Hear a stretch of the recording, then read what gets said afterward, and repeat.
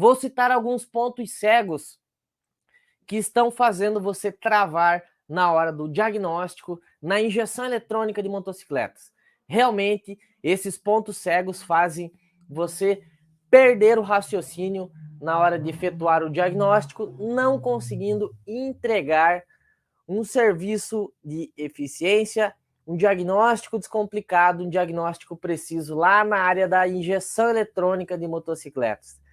Se tratando em injeção eletrônica de motos, ainda hoje em dia é um tabu quando se trata desse assunto na mecânica de motocicletas. Muitos mecânicos de verdade têm muitas dificuldades, principalmente quando vai criar o raciocínio lógico para encontrar os problemas, principalmente quando é problemas de falha no sistema da injeção eletrônica de motos. Então, eu vou mostrar para vocês aqui hoje vários pontos cegos que estão travando o seu diagnóstico no sistema da injeção eletrônica. Bom, o primeiro ponto cego, pessoal, primeiríssimo da noite, tá? Ponto cego do diagnóstico é não saber interpretar a falha. Quando você não sabe interpretar a falha que está ocasionando na motocicleta, isso gera um desconforto no técnico que está fazendo aquele serviço. E quando você não consegue interpretar a falha, geralmente o mecânico ele começa a ficar com dúvidas sobre o que ele está fazendo naquela hora, naquela motocicleta. E realmente os problemas começam a vir porque você não consegue sair daquela zona de desconforto para chegar aí na resolução do problema. Então, a primeira dica que eu dou para vocês, se tratando aí do primeiro ponto cego, que é não saber interpretar as falhas, é confiar no processo. Quando você confia no processo e faz o que tem que ser feito na hora de executar o diagnóstico, realmente isso te dá uma assertividade muito grande na hora de você concluir aquele serviço e condenar aquela peça com certeza e com clareza. Quem aqui nunca já teve aquela indecisão quando você vai condenar uma peça no sistema da injeção eletrônica? Será que o teste que eu fiz realmente está certo? Será que eu posso falar para o cliente que essa peça aqui é o problema da moto? E se o cliente comprar a peça e o problema realmente não for aquele? Essa é uma das maiores dores que vem assombrando os mecânicos quando se trata do sistema elétrico e sistema de injeção eletrônica. Então, o confiar no processo, realmente, para você saber executar, interpretar aquela falha, é muito importante mesmo. E esse primeiro ponto cego, a gente elimina ele como? Cara, procedimento simples, mas que você precisa padronizar na sua oficina, tá? O primeiro procedimento simples que você tem que padronizar na sua oficina para eliminar aí o primeiro ponto cego, que é não saber interpretar a falha. O primeiro procedimento realmente é a entrevista 5W2H. O que é essa entrevista 5W2H? A entrevista faz com que você extraia ao máximo as informações do cliente sobre a real situação que a motocicleta se encontra. Ou seja, você nessa entrevista, através de perguntas abertas e perguntas fechadas, você vai fazer, são 7 na verdade, 5W2H, são 7 perguntas estratégicas que você faz no decorrer do atendimento com o cliente. Ah, professor, mas o cliente, neste caso, ele deixou a motocicleta e eu só não tive contato com ele. Ou até mesmo o cliente fez o atendimento por telefone e uma outra pessoa veio trazer a motocicleta para realizar o serviço, realizar o reparo. Mesmo que seja por telefone, que você faça essa entrevista com o cliente, é muito importante que você faça as perguntas, nem que seja por telefone. Só fazendo uma entrevista bem feita, assim que o cliente deixa a moto para efetuar o serviço, que você consegue interpretar as falhas das motocicletas. Hoje mesmo tivemos um caso lá no grupo da mentoria do método Injeção Expert, onde tinha um aluno nosso, estava com uma dificuldade em resolver o problema em uma certa motocicleta e travou o diagnóstico porque faltou algumas informações que o cliente não repassou quando deixou a motocicleta, tá? O aluno nosso está começando, vai eliminar esse tipo de problema no decorrer do treinamento, vai aprender a técnica, como fazer o atendimento bem feito assim que o cliente deixa a moto na oficina, tá? Então, a partir do momento que ele consegue fazer essa entrevista de uma forma eficiente, facilita demais para eliminar aí o primeiro ponto cego, que é não saber interpretar a falha.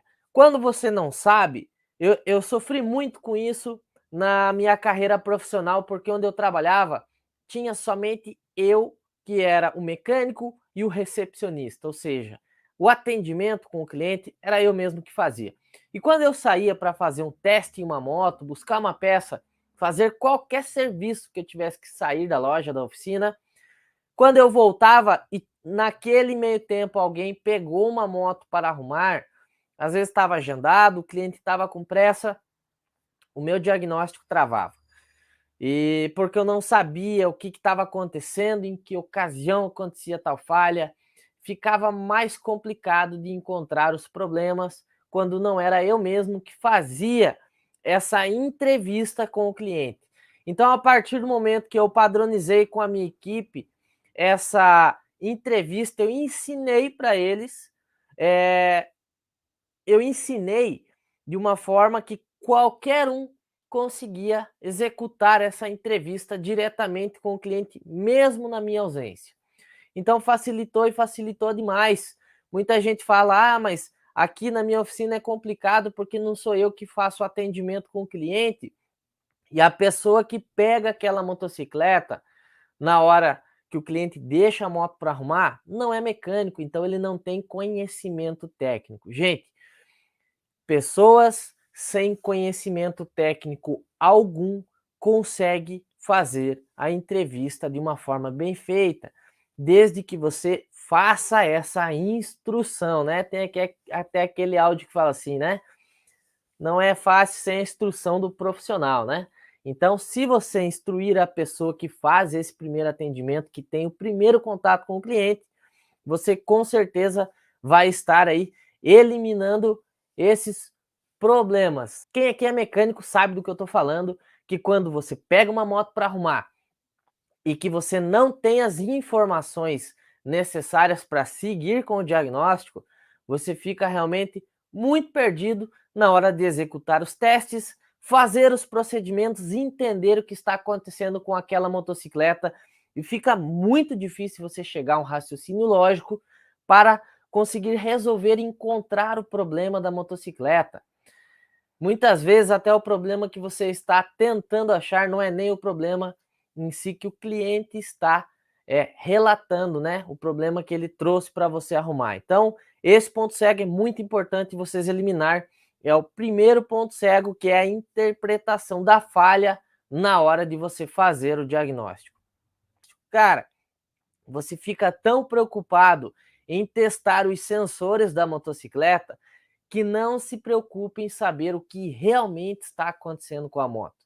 É comum, eu mesmo já cometi muito desses erros, que é quando você não sabe o que está acontecendo com a moto, você tende a querer sair fazendo vários e vários testes para até uma questão de honra, você querer mostrar que você sabe trabalhar com o sistema da injeção eletrônica. Só que quando você sai fazendo vários e vários testes, sem antes ter criado uma linha de raciocínio, tá? Sem antes você ter criado uma linha de raciocínio sobre o que pode estar acontecendo na moto, realmente fica muito difícil você encontrar os problemas que você tenta fazer ali na hora de executar os testes na injeção eletrônica. Então, realmente, não pode-se pular etapas. E quando eu digo pular etapas, quando o mecânico não tem esse conhecimento de como elaborar esse pré-atendimento para extrair essas informações do cliente, quando o mecânico ele não tem aí uma estrutura para fazer um checklist com as informações organizadas para somente depois ele fazer o trabalho na motocicleta, fica muito difícil realmente.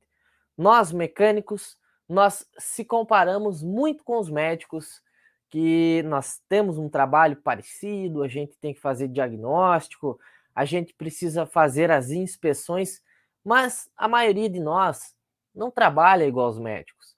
Os médicos, antes de eles encostar a mão no paciente para examinar, para fazer um diagnóstico, vamos dizer assim, o que eles fazem? Uma entrevista 5W2H. Quando eles fazem essa entrevista 5W2H bem feita com o paciente, no nosso caso as motocicletas são os nossos pacientes, mas a entrevista a gente faz com o proprietário. Quando o médico tem todas as informações necessárias para ele seguir aí com o diagnóstico, ele pega aquelas informações, aí ele já sabe quais exames ele tem que fazer para conseguir encontrar o problema. E nós precisamos trabalhar iguais aos médicos. A gente precisa fazer esta análise antes de começar a sair testando tudo que é tipo de fio. Então, se nós se comparamos muito, a gente tem que começar a trabalhar igual eles mesmo. Engenheiro trabalha desta forma também. Antes de fazer uma construção, ele vai lá, ele faz um estudo do terreno, ele faz um estudo de solo, para somente depois ele começar a colocar a mão na massa e comprando material para executar a obra. Realmente precisa seguir com esse processo. Confia no processo, que esse erro realmente ele vem do básico, tá? E vamos para o segundo ponto cego, segundo erro que a maioria dos mecânicos cometem, que é qual? Não saber a ordem de executar os testes. Cara, esse erro aqui é clássico, muito comum entre a classe de mecânicos de motos pelo Brasil inteiro. Quando eu falo Brasil inteiro, eu tenho uma autoridade em falar sobre isso, porque eu tenho aluno espalhado desde o Rio Grande do Sul até o extremo norte do país, e tenho também, inclusive, alunos de fora do Brasil, e os erros e as dificuldades são as mesmas, tá? Erro comum por não saber como funciona a injeção eletrônica. Não saber a ordem de executar os testes é o erro mais básico que tem quando o mecânico vai tentar fazer o diagnóstico na injeção eletrônica. Por quê? Cara, primeiro, se você cometeu o primeiro ponto cego, o primeiro erro, que é o não saber interpretar a falha do diagnóstico, é muito provável que você não vá conseguir executar os testes corretos para encontrar o problema. E pior ainda, quando você não sabe a ordem exata para executar o teste, o que você tende a fazer? Eu vou ali no YouTube e vou digitar lá como testar o sensor TPS da CG. Pá! Beleza. Apareceu lá 3 vídeos igual fazendo o mesmo teste. Opa, se tem 3 vídeos iguais, é porque é esse teste que eu tenho que seguir. Cara, para cada sensor da motocicleta, nós temos de 3 a 7 testes para serem feitos para você chegar no problema. Quais testes são esses? Aí vai depender de cada sensor. Tem teste de alimentação, tem teste de curto-circuito, tem teste de circuito aberto, tem teste de saída de alimentação, entrada de alimentação 1 e 2. Nós temos testes também de resistência em alguns casos e nós temos também os testes de trabalho. Então, quando você vai pesquisar uma dica no YouTube, eu não sou contra a dica no YouTube, tá? Sou totalmente a favor, desde que você saiba o que você está procurando. E a maioria dos erros começa aí, porque você não sabe o que você quer procurar, porque você não compreende como funciona o sistema da injeção eletrônica e cada sensor no sistema elétrico e eletrônico das motos. Aí quando você vai pesquisar no YouTube, por exemplo, como testar o sensor TPS, vai aparecer o teste mais comum que tem, que é para medir ele posição totalmente fechada e posição totalmente aberta, acelerando, desacelerando, com o multímetro lá em 20 volts na escala. Cara, esse teste qualquer um sabe fazer. Agora, antes desse teste, tem 3 testes para ser feito antes dele, para você ver se tem um problema de circuito aberto, um problema de curto-circuito, para você ver se tem alimentação no sistema, para somente depois você fazer esse teste. E 90% dos mecânicos só sabe fazer esse teste no sensor. Aí, quando o pessoal vem lá no meu Instagram, no WhatsApp, aonde me acharem, eles vêm e me falam assim: professor, preciso de uma ajuda tua, já testei tudo na moto e não encontro problema. Aí eu começo a fazer algumas perguntas para aquela pessoa para tentar ajudar. Fulano, em que ocasião ocorre essa falha? Quanto tempo está ocasionando essa falha? Como que foi identificado a falha? Qual foi a primeira vez que apareceu essa falha e quem estava pilotando? Tudo pergunta que tem lá na entrevista 5W2H. Quando o cara começa a se embananar e não sabe responder essas perguntas, aí eu já noto que ele não fez o primeiro procedimento, que é a entrevista com o cliente. Beleza, até aí tudo bem, quase ninguém faz essa entrevista, principalmente quem está com dificuldade de chegar no diagnóstico. Passando disso, ele falou para mim que já fez todos os testes e não encontra o problema. Aí eu começo as perguntas.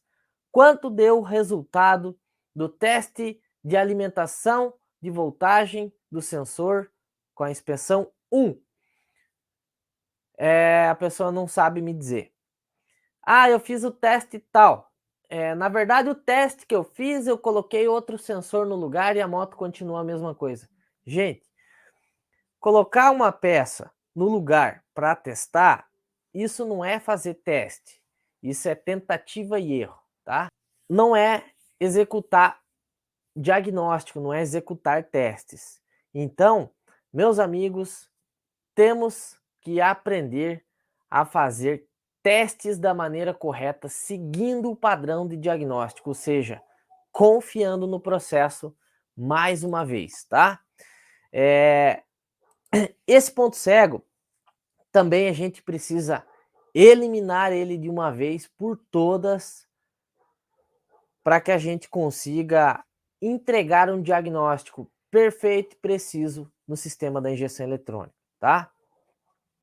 Realmente, a gente precisa se atentar a este ponto cego, tá? O terceiro ponto cego de hoje, que eu vou mencionar aqui para vocês, é as pessoas acharem que vão perder tempo com procedimentos padronizados. O que é procedimentos padronizados? Primeiro procedimento padronizado é a entrevista 5W2H. Muita gente fala, mas eu não vou fazer esse procedimento aí, porque isso aí perde muito tempo. Então, eu já parto logo para fazer o diagnóstico, porque realmente isso aí eu só vou perder tempo fazendo. Cara, procedimento padronizado faz com que você tenha uma assertividade muito grande, gigante, na hora de você executar o diagnóstico na injeção eletrônica. Faz com que você crie um padrão de trabalho onde fique mais fácil você cada vez encontrar os problemas nas motocicletas. Então, pare com essa desculpinha de que você não vai perder tempo com esses procedimentos, tá? Porque procedimentos padronizados, muito pelo contrário do que a maioria fala, eles fazem você adiantar o serviço, investindo um pouquinho de tempo padronizando. Eu sei que no começo é muito difícil você implementar ali padrão de trabalho, porque é uma coisa diferente, é normal, pessoal. Nós como seres humanos, a gente tem esse defeito que é ter resistência quando vai fazer alguma coisa diferente para que a gente chegue nos resultados diferentes. Precisei criar uma segunda regra. Passados-se uns 10 dias do treinamento que eu dei, eu vi que alguns ainda não estavam fazendo. Chegava lá para trabalhar, tava a motinha parada e um papelzinho rasgado assim de rascunho com o nome e com o telefone do cara no guidão. Já melhorou, porque antes nem o telefone e o nome do camarada não pegava. Tava lá. Criei uma segunda regra. Só mexo na moto a partir do momento que esteja o checklist preenchido 100% das informações lá naquele plastiquinho que fica pendurado na moto. No começo, teve moto que eu não mexi. Gente que estava lá, que tinha preguiça ou até mesmo resistência em colocar em prática aquele novo procedimento para facilitar o diagnóstico, comecei a deixar a moto de lado. Não fazia. Aí o cara falava assim, tá, mas o telefone do cara tá ali. Eu falei, quem que pegou a moto para arrumar? Fui eu ou foi você? Não, fui eu. Então, você vai ligar para ele e vai fazer a entrevista. A partir desse momento, as pessoas começaram a fazer o padrão. E questão de 15 dias depois disso, acabou o problema. Todo mundo executava o que tinha que ser feito, fazia o que tinha que ser feito e o diagnóstico vinha, o serviço facilitava, nós padronizamos a oficina de uma forma que outras oficinas tinham inveja do nosso tipo de trabalho. Porque além de facilitar o diagnóstico, nós éramos vistos como referência pelo trabalho que nós fazia. Quando você faz um trabalho padronizado, igual para todos os clientes, aquilo fica organizado. O cliente enxerga esse tipo de situação. E hoje em dia, nós com essa enorme concorrência que nós temos, a gente precisa sempre buscar vantagem competitiva entre as concorrências para que a gente chegue no resultado de uma forma eficiente. Então, além de esse checklist bem organizadinho, com essas entrevistas aí bem feitas, facilitar o diagnóstico, você consegue, o cliente percebe que aquele local que ele está deixando a motocicleta é um local sério, organizado e que trabalha com uma eficiência maior do que os demais, porque a grande maioria não faz isso. Olha só, quando você leva um carro, uma moto para arrumar, que você deixa para arrumar e passa uma lista para a pessoa, eu quero que faça isso, isso e aquilo. É raro a pessoa que anota tudo que tem que ser feito e realmente faz tudo aquilo que tem que ser feito. O que normalmente os mecânicos fazem? Eles pegam para arrumar. Tem que fazer 3... o cara falou que tem que trocar o óleo, ver que tá com barulhinho, não sei o que, não sei o que. O cara vai fazer o que é mais rápido, o que é mais fácil e o que dá mais dinheiro. O resto ele vai falar, não, é que não deu tempo, ou não sei o que, deixa para outro dia. Nunca mais, o cara não vai. Você já dispôs daquele tempo para levar para arrumar, você quer que faça aquilo que tem que ser feito. A partir do momento que você começa a organizar tudo isso, você está vendo aquelas informações, você se sente na obrigação de cumprir com aquilo que foi estipulado naquele checklist. E além de tudo, o cliente ele assina, o mecânico assina também. É um documento que fica armazenado na oficina.